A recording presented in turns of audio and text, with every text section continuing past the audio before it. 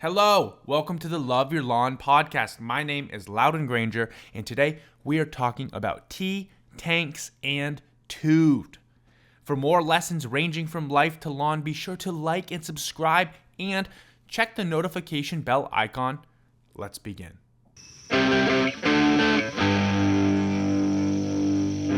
This is no secret. Everybody sees the world through their point of view, okay? Their own attitude towards life, their own mindset, their own perspective, okay? How they interact and approach everything that they do. And everyone has one, okay? We need to learn how to encounter other people's perspectives, as well as we need to understand that our general attitude towards life, our perspective towards life is within our control as well, okay? Let's find out a little bit more and kick it over to our friend Rick to get his perspective on perspective. Take it away, Rick. When I think of my perspective of the war, being in it, seeing it, being there, when I was in Iraq, I think about the guy, girl, kid who did this to me. I have no idea who did this to me, but somebody did this to me. And when I think about them, when I was there, it was just like, this was obviously an evil person that did this. Now, over the years, my perspective has changed on that. Because now, when I think about it being home and with my own little kid, my 4-year-old. But when I look out my window and I perceive tanks and I perceive people with guns, might I do the things that that person did to protect my child? Maybe that's what they were doing. I don't know. But that's where my perspective is different from what it was in Iraq to now.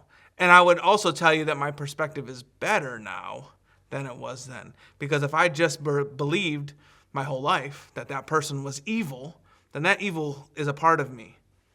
It's easier for me to think of that person as maybe protecting someone they loved. Wow. So the ability to change your perspective is huge, okay? This is the essence of growth. As you heard Rick said, he changed his perspective. Now let's just unpack that a little bit. So obviously Rick was in war and he had an accident, okay? And Rick could have remained his whole life saying that the person who did this to me, who did this to my family, who gave me all these challenges, who took away my hands, my leg, this person is evil. However, that's not how Rick lives his life, okay? I want you to imagine this bag of tea, okay? If you put this in water, all right? You put this in water, the flavors of the tea are going to infuse into the water here, okay? And now the whole entire water is flavored like this tea. This is not cutting edge. I'm sure you understand how tea works, but this is very much the exact same as our perspectives.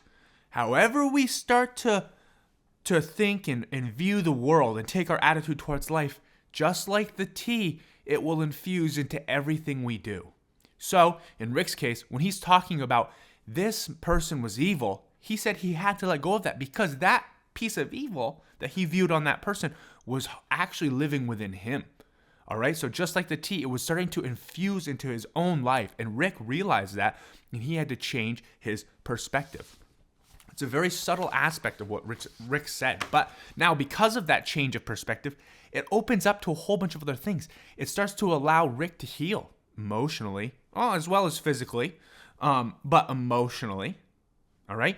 And it starts to open up this essence of forgiveness, perhaps, and wisdom. So now he can help and pass this information off to us, okay? And we can learn from him. But it is a choice. Rick had to choose to change his perspective and reorient how he thought about his accident, okay? This takes the core human skill of self-awareness. This is very tricky to look within and analyze the attitude that you have towards life. Is that justified? Or maybe what is truly contributing to this attitude and outlook on life? All right? And when it's involving other people and encountering other people's attitude, it takes some social awareness. Okay? So we have to understand that they are individuals too, and they are dealing with certain things that are shaping their perspective. And every human condition comes with their own perspective on it. if you are not socially aware and you are not self-aware of your own perspectives, then chances are your personal relationships will begin to suffer. So by bringing awareness of everyone's perspectives together and having an honest intent to change your own when it's necessary, all right, at least trying to understand where someone else is coming from, then that will help strengthen another core human skill of relationship building. Trying to understand where someone is coming from and contributing constructively to achieve a greater goal. This involves perspective reorienting, and perspective reorienting is a common theme in life. To practice this and to have some fun along the way, please enjoy this activator. Introducing Cribble. The way that it works is everyone gets a colored pencil of some kind. I like to, have a desk sitting in the middle with a piece of paper, and then I'll spin one of the colored pencils, usually my own. Make sure everyone has a different colored pencil around the outside of the circle. You'll spin it. It's going to land on somebody. That person gets to go first, and then you're going to pass it in a direction, whether it's right or left. When that person's up, you're going to start a timer for 5 seconds. They're going to go up, draw whatever they want to on the paper, sit back down as the new timer starts for 5 seconds, and so on and so forth. It just keeps going until it goes all the way around the circle and everybody is added an addition. Now, sometimes what I'll do is have it go around again after that. Sometimes I'll stop it after that, depending on the amount of students that are in the room and how much time I want the activity to take place for. Once you've gone around maybe a couple of times, maybe just once, you stop everyone, and then you're going to have people switch colored pencils. If I were to point across the circle, I think I'd be pointing at you, and if you were to point across, you would point at everyone. See if they can point across at somebody. Now, I think one group will have to do some a little bit of side trading here, but everyone trade your colored pencil with someone else. All right, now we are going to start. You're up first. Which way do you want to go? Now, this time the timer is going to be set at 10. The only difference is when it's your turn to go, for the entire duration of that 10 seconds, you must have your eyes closed. That includes getting up to here to begin drawing on the paper. 3, 2, 1. You can open up. You're good. 10, 9, 8, 7, 6, 5, 4, 3, 2, 1. 3, 2, 1. Stop. If you or a friend want to send us an activator that you came up with for a chance to be featured on this show and perhaps have kids all around America play it, then be sure to send us a video of you playing your activator and explaining how your activator works to the email in the description below, and you might see yours on an episode of Love Your Lawn. Now that we have completed our activator for today, we are able to begin our circle weaving portion of the show. And today's topic is pluralistic circles. What is a pluralistic circle? I have no idea what that means. Yeah, I do actually. So all it really means is we encourage you, weavers, to get a variety of individuals in your circle. Get a variety of them, okay? Ranging from all ages, all backgrounds, all cultures, all social hierarchies. I say social hierarchies because it is true there's different roles in all of our communities, okay? Keep in mind, even the communities themselves can change in type and style. So, for example, if we did this with everyone in our grade, perhaps, maybe we'd get some of the variety would be like some of the drama students, some of the music students, perhaps, some of the sports students, maybe a couple of teachers within that grade who kind of understand that community. All right. If we did it with our school, if the community was our school, maybe we would get teachers from all grades. Maybe we'd get the principal. Maybe we'd get, the superintendent, perhaps. Okay. Students from all grades. If we did it with a company or a restaurant, like I used to be a part of, we did it with the delivery drivers. We did it with the servers, the dishwasher, the cooks, the managers. Okay. So we're just trying to get everyone to kind of just have it be a very diverse and just have some variety to the people who are in this circle, okay? This is so important because in a circle, we are sharing perspectives. This is just true. We are getting a sneak peek at how everyone else views the world, their attitude towards the world, and their point of view.